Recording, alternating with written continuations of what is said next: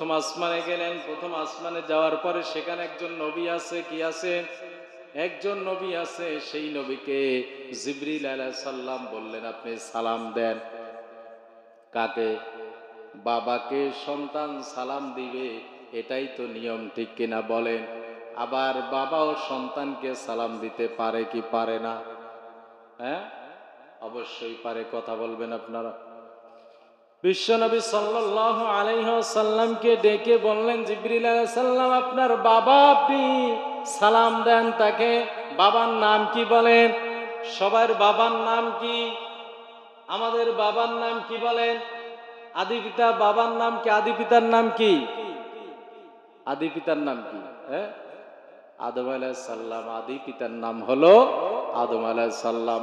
এই আদম আলাইহিস সালাম সুন্দরভাবে প্রথম আসমানে রইলে বিশ্বনবীকে বললেন, সালাম দেন, তার কাছ থেকে দোয়া নেন। সুবহানাল্লাহ।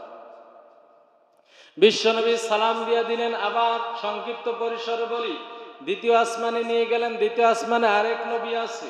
দ্বিতীয় আসমানে নিয়ে ঈসা আলাইহিস সালাম এবং ইয়াহিয়া তাসলিমা। জোরে জোরে আল্লাহুম্মা সাল্লি আলা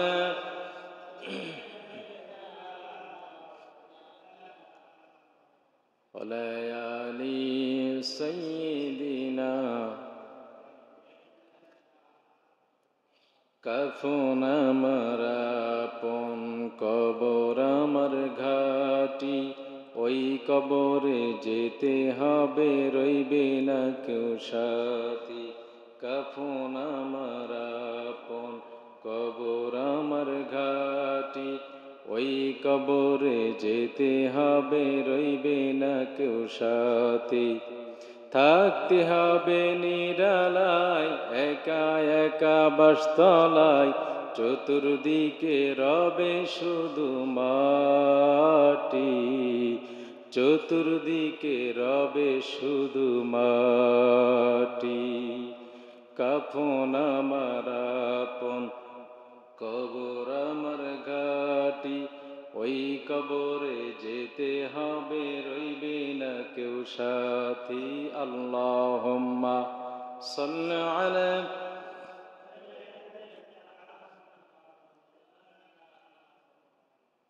ওয়ালা আলি সাইয়্যিদিনা। জোরে জোরে বালাগাল উলা বিকামালিহি, কাশাফাদ দুজা বিজামালিহি, হাসানাত জামি আকাসালিহি, সাল্লু আলাইহি ওয়া আলিহি। সাদাকাল্লাহু আযীম। উপস্থিত সম্মানিত আমার সামনে ভূমিষ্ঠ সকল ভাইরা, পর্দার অবস্থানরত সকল মা বোন, অন্তরস্থল থেকে আবারও সালাম পরিবেশন করছি। আসসালামু আলাইকুম ওয়া রাহমাতুল্লাহি ওয়া বারাকাতুহু।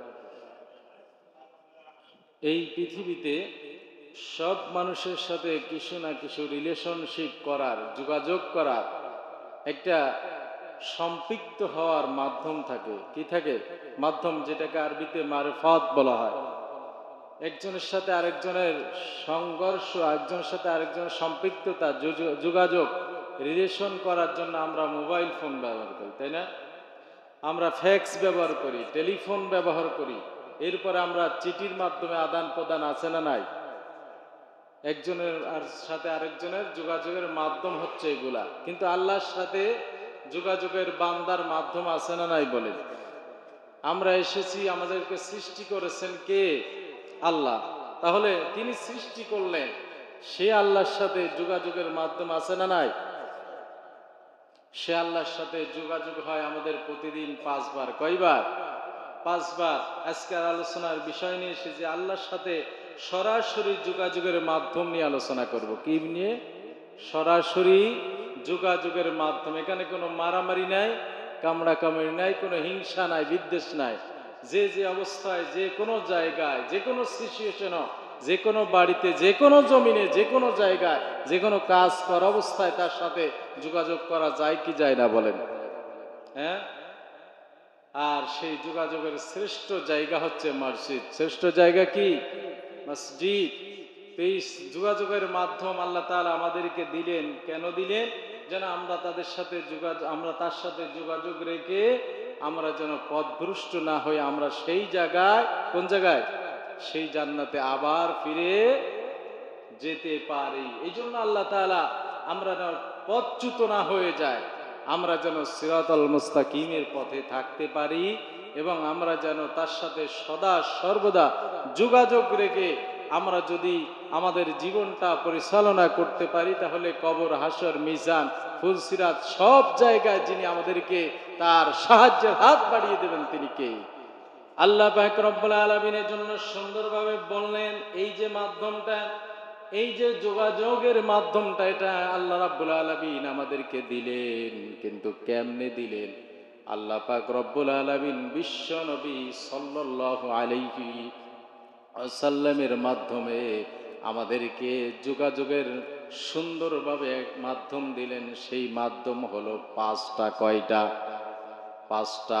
কিন্তু ছিল কয়টা? 50টা। কয়টা? 50টা। আল্লাহ পাক রব্বুল আলামিন এই মাধ্যমটা কেমনে দিলেন সেটা তিনি বললেন সূরাতুল ইসরা। কোন সূরা? সূরাতুল ইসরার 1 নম্বর আয়াত নাযিল করে আল্লাহ বলেন কেমনে মাধ্যম দিলাম, তোমরা শোনো। আল্লাহ বলে, সুবহানাল্লাযী আসরা বিআবদিহি লাইলাম মিনাল মাসজিদিল হারামি ইলাল মাসজিদিল আকসা। জোরে বলো আল্লাহু আকবার। আল্লাহ বলে সুবহানাল্লাযী, সেই বরকতময় আল্লাহ, সুবহানাল্লাযী আসরা, যিনি ঘুরালেন, কি করলেন? ঘুরালেন। যিনি পরিভ্রমণ করালেন, যিনি ডেকে নিলেন। আসরা মানে এখানে অনেক অর্থ হতে পারে, ঘুরানো, ডাকা, পরিভ্রমণ করা। যিনি সেখানে সুন্দরভাবে নিদর্শন দেখালেন, এটা অর্থ হতে পারে আসরা মানে। এই আসরা মানে শুধু নিচে না, উপরে নিয়া। কোন জায়গায়? উপরে নিয়া। যে জায়গায় বিজ্ঞানীরা যাইতে পারবে নাকি বলেন? বিজ্ঞানীরা চাঁদে যেতে পারে, বলে আমরা চাঁদে গিয়েছি, চাঁদ আবিষ্কার করেছে। চাঁদে আগে কুকুর পাঠিয়েছে। মানুষ যাওয়ার সামর্থ্য তাদের হয় নাই, সাহস পায় নাই। কিন্তু আল্লাহ পাক রব্বুল আলামিন 7 আসমান ভেদ করে, কয় আসমান বলেন? 7 আসমান ভেদ করে আসরা মানে তিনি ভ্রমণ করালেন। আজকে আমরা ভ্রমণ করতে যাই কক্সবাজার, কোথায়? চট্টগ্রাম। এরপরে আমরা ঢাকাতে যাই।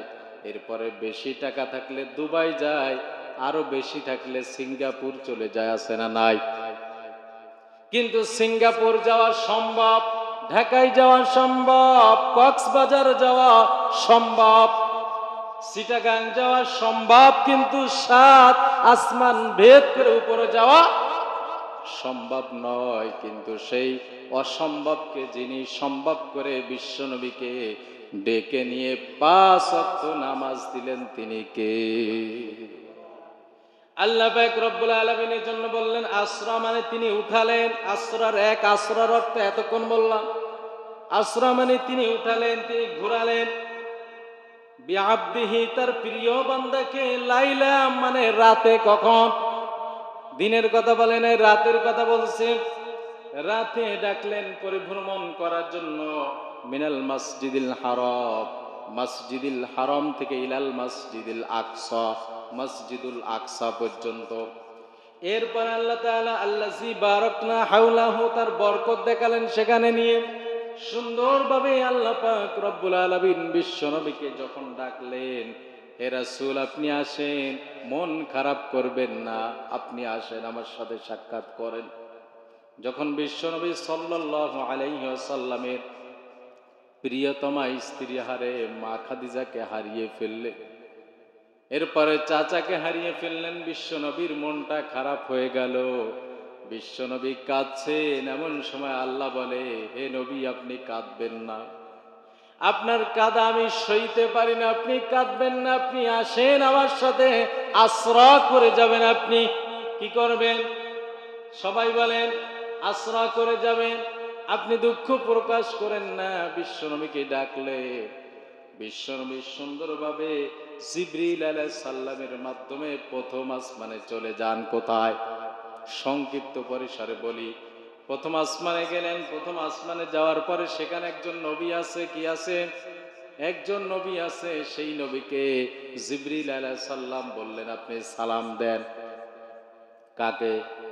বাবাকে সন্তান সালাম দিবে, এটাই তো নিয়ম, ঠিক কিনা বলেন? আবার বাবাও সন্তানকে সালাম দিতে পারে কি পারে না? হ্যাঁ, অবশ্যই পারে। কথা বলবেন আপনারা। বিশ্বনবী সাল্লাল্লাহু আলাইহি ওয়াসাল্লামকে ডেকে বললেন, জিবরিল আলাইহিস সালাম আপনার বাবা, আপনি সালাম দেন তাকে। বাবার নাম কি বলেন? সবার বাবার নাম কি? আমাদের বাবার নাম কি বলেন? আদি পিতা বাবার নাম কি? আদি পিতার নাম কি? আদি পিতার নাম কি? হ্যাঁ, আদম আলাইহিস সালাম। আদি পিতার নাম হলো আদম আলাইহিস সালাম।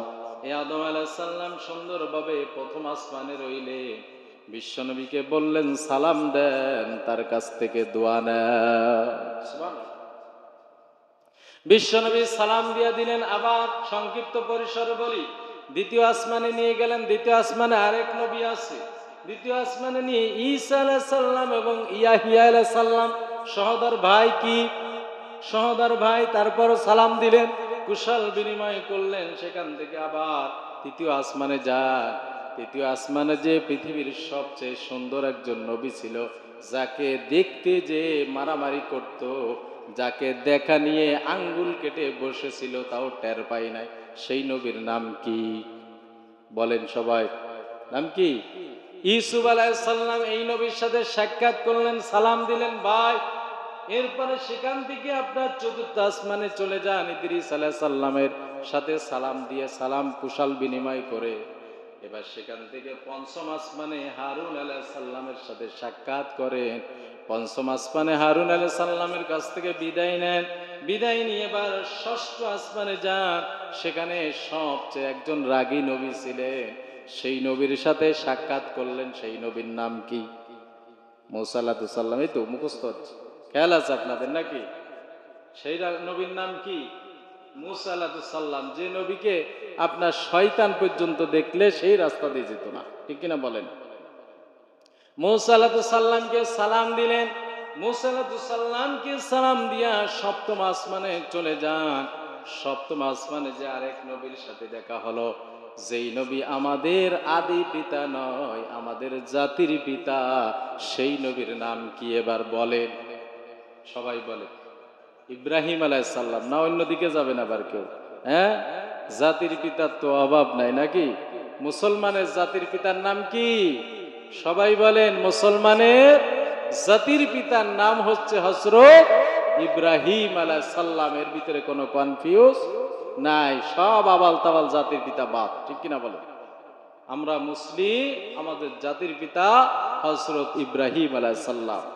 যারা হচ্ছে ঠিক মতো প্রসাব করে আপনার ঢেলা কুলুপ ব্যবহার করার মাসলাও জানে না, এরা আমাদের জাতির পিতা হতে পারে না। আমাদের জাতির পিতা হযরত ইব্রাহিম আলাইহিস সালাম। তার থেকে আমাদের এই মুসলমানের সুন্নাত দিয়ে দিলেন যিনি, তিনি কে? আল্লাহ পাক রব্বুল আলামিন। এবার সুন্দরভাবে সপ্তম আসমানে ইব্রাহিম আলাইহিস সালামের সাথে সাক্ষাৎ করার পরে আল্লাহ একদম নিরিবিলি বিশ্বনবীকে ডাকলেন। ডাকার পরে সেখান থেকে সংক্ষিপ্ত পরিসরে বলি, আল্লাহ পাক রব্বুল আলামিন আমাদের 5টা মোবাইল নাম্বার দিলেন। সেই নাম্বার দিয়ে বিশ্বনবীকে বিদায় দিলেন।